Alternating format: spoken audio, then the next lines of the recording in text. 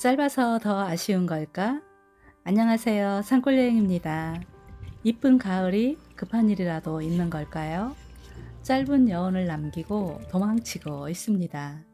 단풍잎이 곱게 물들면 우리는 꼭 해야 할 숙제가 있습니다. 산삼만큼 효능이 좋다는 무와 무청, 갈무리를 해야지요. 그래서 오늘은 무를 매일매일 간편하고 맛있게 먹을 수 있도록 만들어 보려고 합니다. 우리 몸에 좋은 재료도 번거로우면 식탁에 차려내기는 어렵습니다. 그래서 쉽고 맛있으면서 효능까지 올려보려고 합니다. 오늘 사용할 무가 조금 못생겼지요? 텃밭에 심겨진 무를 제일 못생긴 걸로만 골라서 소금 해왔습니다. 무와 무청을 분리합니다. 누런 겉잎을 떼어내고요. 싱싱한 무청만 사용합니다. 무청 시래기를 만들 때에도 겉에 있는 지저분한 것과 누런 잎은 제거하고 만들어야 효능도 좋고 맛도 깔끔합니다. 무청을 다듬는 동안 물을 팔팔 끓여 놓았습니다. 끓는 물에 무청을 넣어줍니다.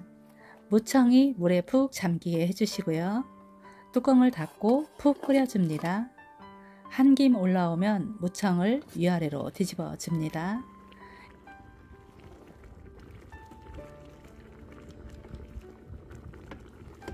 그리고 다시 뚜껑을 닫고 익혀 주시고요. 무청을 손으로 꾹 눌러 봅니다. 줄기를 만졌을 때 말캉할 때까지 삶아서 건져냅니다. 찬물에 담궈서 빠르게 식혀줍니다. 뜨거운 기가 빠질 수 있게 여러 번 헹궈 주시고요. 무청에는 벌레와 이물질, 흙이 붙어 있을 수가 있습니다. 물에 흔들어서 씻기만 하면 잘 떨어지지 않으니까요. 이렇게 해서 씻어주면 더 깔끔해집니다. 무청을 씻고 난 후에 모래가 잡히지 않을 때까지 깨끗이 씻어줍니다. 이제는 무청이 각각 분리되게 남겨두었던 무 머리를 제거해 주세요. 그리고 무청을 가지런히 해줍니다. 이렇게 해야 요리했을 때 보기에도 좋고 먹기에도 좋답니다. 무청에 남아있는 물기를 꾹 짜줍니다.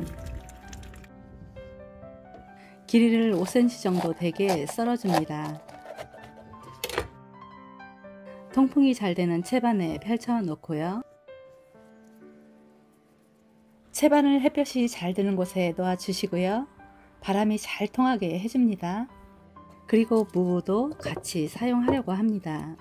무 껍질을 벗겨 주시고요.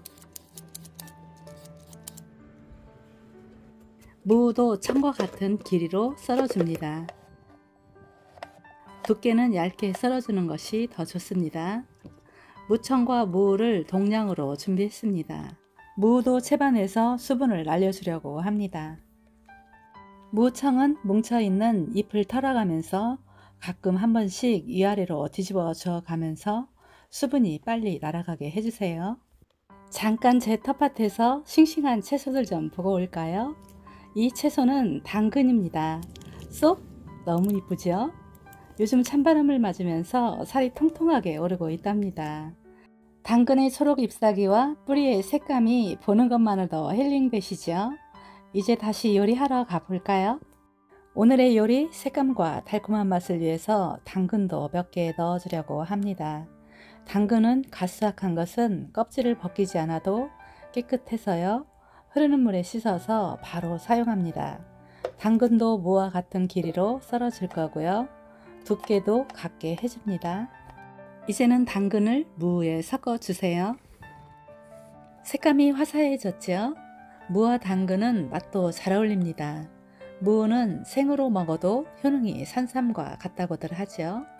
무는 천연 소화제라고도 합니다. 무는 생으로 먹어도 효능이 좋고요. 햇빛에 말리고 수분을 날려주면 영양분 함량이 수십 배까지 늘어난다고 합니다. 무청과 무는 따로 분리해서 사용하는데요. 저는 오늘 같이 사용하려고 합니다. 무청은 말리지 않고 요리에 사용하면 풋내가 나기 때문에 저는 가을에 수확하는 무청은 꼭 이렇게 삶고 말리는 법제 과정으로 하고 있습니다. 이렇게 해주면 풋내는 싹 사라지고요. 구수한 맛과 식감이 훨씬 좋아집니다. 그리고 무와 당근도 단맛도 쑥 올라가고요. 식감도 물컹거리지 않고요. 달콤해서 아이들과 어른들까지 모두가 좋아하는 맛이 됩니다. 반나절 동안 말린 다음 이렇게 한 곳으로 모아 주었습니다. 구수한 맛과 꼬들한 식감을 위해서 하루 동안 말려서 이렇게 완성했습니다. 수분이 어느 정도 남아있는지 보실까요? 수분이 약간 남아있는 상태입니다. 무청이 얇은 것은 바삭하게 마른 것도 있는데요. 이런 것들은 같이 모아두면 다시 촉촉해질 겁니다. 무와 당근은 무청보다는 수분이 약간 더 남아있는 상태입니다. 해가 더 있다면 조금 더 말려주어도 되는데요. 해가 지고 나면 밤이슬이 내려오니까요. 이 정도에서 마무리하려고 합니다. 이제는 무청과 무, 당근을 섞어줍니다. 요리를 하기 전인데도 정말 맛있어 보이죠? 이렇게 완성되었을 때 주부들은 마음이 뿌듯해집니다. 채소들이 마르기 전에는 양도 꽤 많았었는데요. 부피도 정말 많이 줄어들었네요. 아이쿠, 잊을 뻔한 재료가 한 가지 더 있습니다. 이 재료는 표고버섯입니다. 표고버섯은 향을 싫어하는 사람도 있어서 따로 썰어서 말려 두었고요. 보관도 따로 해둡니다. 이렇게 만들어서 어떤 요리에 사용하나요? 궁금하시죠? 겨울에 맛있는 청국장을 끓일 때에도 한 줌 쏙 넣어 주시고요. 구수한 시래기 된장국을 끓일 때에도 한 줌 넣어 보세요. 구수하고 시원한 감칠맛에 깜짝 놀라게 되실 겁니다.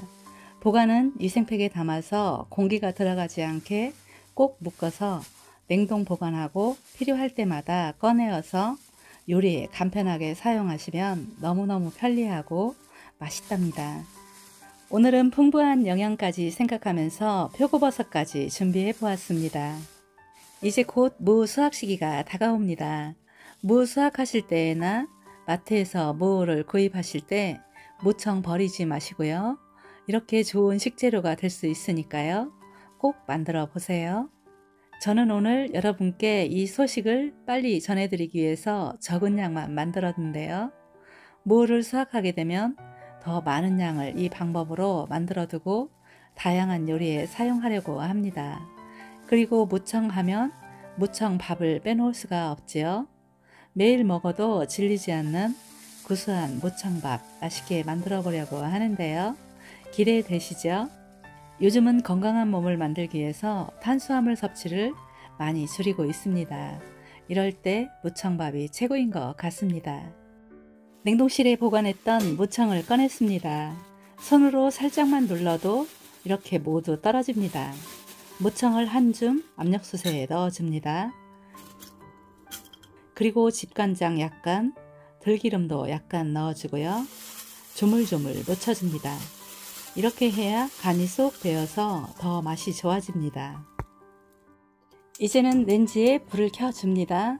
화력을 중불로 해서 살짝 볶아줍니다. 그리고 쌀 2인분을 압력솥에 넣어주세요. 물도 한 컵 넣어주시고요. 물의 양은 쌀과 동량으로 넣어주시면 될 것 같습니다. 무청밥은 고슬고슬하게 지어야 더 맛있게 먹을 수가 있답니다. 무청이 쌀 위로 올라오게 해주시고요. 뚜껑을 닫고 추가 움직일 때까지 중불로 끓여주시고요. 추가 움직이기 시작하면 4분 정도 두었다가 약한 불로 뜸을 들입니다. 5분쯤 뜸을 들인 후에 불을 끕니다. 이대로 두고 조금 더 뜸을 들인 후에 드시면 됩니다. 이제는 고소하고 맛있는 양념장을 만들어 볼게요. 부추를 준비했습니다. 부추를 송송 썰어 주시고요. 용기에 담아 줍니다. 그리고 쪽파도 듬뿍 넣어 주려고 합니다. 부추와 같이 송송 썰어 주었고요. 부추가 담긴 용기에 같이 담아 줍니다. 마늘도 한 조각 넣어 주었고요.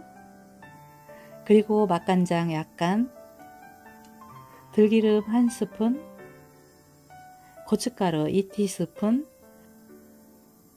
골고루 섞어주고요. 통깨도 솔솔 뿌려줍니다. 이제는 압력밥솥을 열어볼까요? 짜잔! 구수한 냄새가 너무 맛있게 나고 있어요. 밥이 잘 되었나 볼까요? 오랜만에 압력밥솥을 사용하는 거라서 살짝 자신이 없었는데요. 고슬고슬한 밥으로 잘 되어서 너무너무 기쁘네요. 가까이에서 완성된 무청밥 향도 맡아보시고요. 감상 좀 해보세요. 밥을 뒤적이면서 구수한 향에 취해서 한 스푼 먹어보았는데요. 양념장 없이 밥만 먹어도 구수하고 달콤하고 무와 당근의 쫄깃한 식감까지 너무 맛있고 행복해지는 맛입니다. 겨울에는 구운 김에 달래장만 있어도 밥 한 그릇 뚝딱 할 수 있는데요. 이렇게 구운 김에 무청밥 올리고 양념장 듬뿍 넣고 겨울 내내 무청밥 드시면 면역력도 쑥 올라가고 건강한 몸으로 바뀔 것 같은데요. 어때요? 올가을 무청은 산골여행표로 만들어 보세요.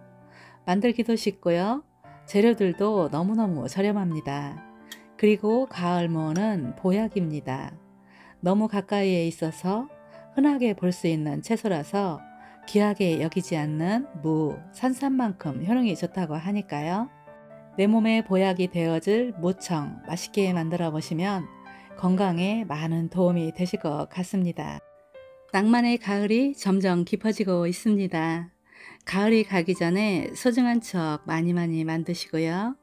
오늘도 세상에서 가장 행복한 주인공이 되시기를 바라겠습니다.